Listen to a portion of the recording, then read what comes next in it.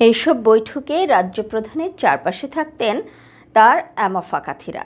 এরা হলেন তার প্রধান মন্ত্রণাদাতা গোষ্ঠী। তারা তার পার্লামেন্ট ও জুডিশিয়ারি হিসেবেও কাজ করতেন।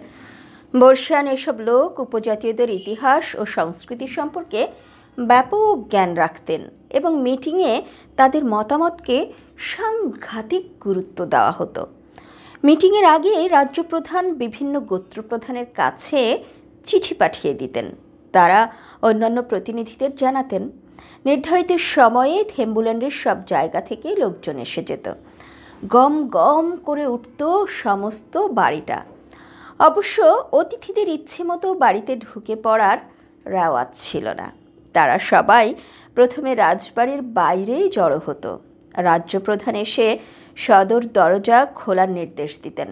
দরজা খুলে দিলে তিনি তাদের তলব করার কারণ বলতেন এবং ভেতরে আসার অনুমতি দিতেন। মিটিং শুরু হওয়ার আগ পর্যন্ত তিনি আর কথা বলতেন না। মিটিংয়ে যে কেউ মতামত প্রকাশ করতে পারত। এটা ছিল গণতন্ত্র চর্চার শুদ্ধতম জায়গা। পদমর্যাদার কারণে কারো কারো বক্তব্যকে একটু বেশি গুরুত্ব দেওয়া হতো, একথা সত্যি, কিন্তু সবার কথাই ধৈর্য ধরে শোনা হতো। রাজ্যপ্রধান ও তার পরামর্শক থেকে শুরু করে যোদ্ধা, কবিরাজ, দোকানদার, খামারি, জোদ্দার ও শ্রমিকসহ সবাইকে স্ব মত প্রকাশের সুযোগ দেওয়া হতো। কোনো রকম বিরতি ছাড়াই লোকজন একের পর এক মত প্রকাশ করত এবং এইভাবে কয়েক ঘন্টা চলার পর সব শেষে সর্বসম্মতিক্রমে সিদ্ধান্ত নেওয়া হতো।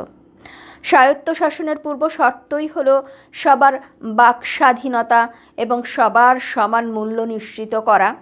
এখানে সেই চর্চাটা ছিল। তবে দুঃখের বিষয়, এখানে মহিলাদের মতামত নেওয়া হতো না। তাদের দ্বিতীয় শ্রেণীর নাগরিক হিসেবে গণ্য করা হতো।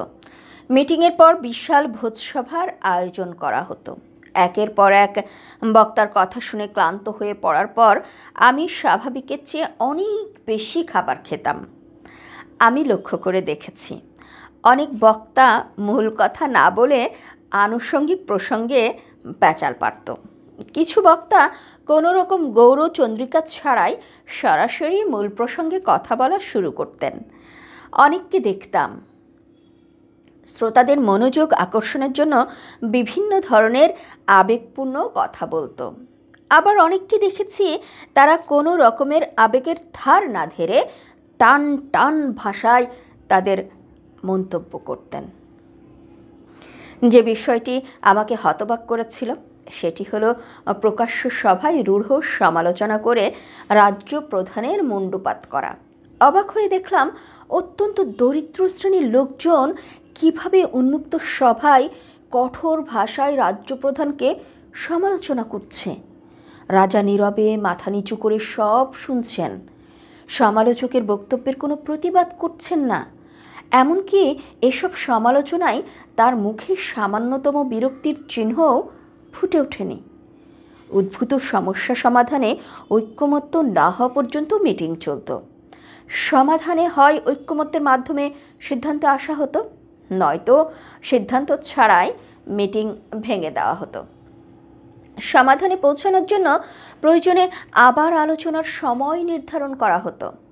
গণতন্ত্রের মানে হলো সবার বক্তব্য শুনতে হবে এবং সবার মত হলেই সিদ্ধান্ত নেওয়া হবে। সংখ্যাগরিষ্ঠতার শাসন ব্যবস্থা তাদের কাছে ছিল বিদেশি ধারণা। তারা বিশ্বাস করতেন সংখ্যাগরিষ্ঠরা সংখ্যালঘুদের ধ্বংস করে ফেলবে।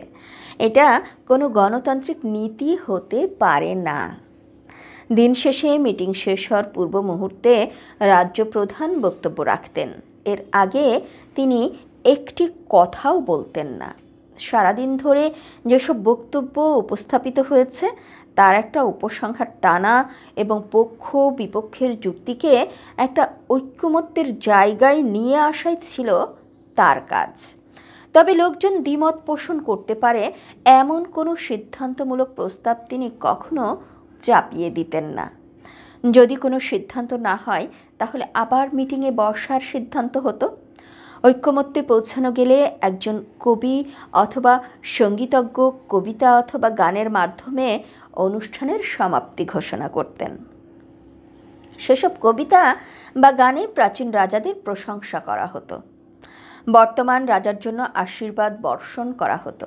রাজাসহ অন্য শ্রোতা দর্শক তুমুল হর্ষধ্বনির মাধ্যমে অনুষ্ঠানের সমাপ্তি টানতেন।